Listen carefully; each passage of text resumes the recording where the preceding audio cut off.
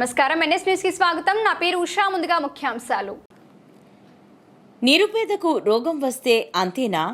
కర్మకాలి ఆరోగ్యం క్షీణిస్తే కాటికి వెళ్లాల్సిందేనా?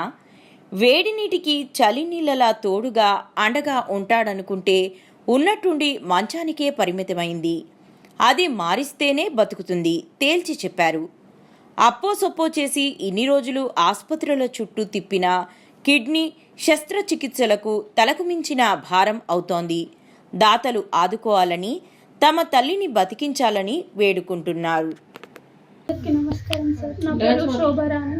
మా అమ్మ పేరు ముత్తమ్మ సార్. మేము ఇక్కడ పెట్రోల్ బంక్ దగ్గర నందిపేటలో ఉంటాం సార్. అమ్మ ఒంటరి మహిళ, నాన్న లేరు, సొంత ఇల్లు లేదు, బ్యాంక్ బ్యాలెన్స్ లేదు సార్. అమ్మకి కిడ్నీకి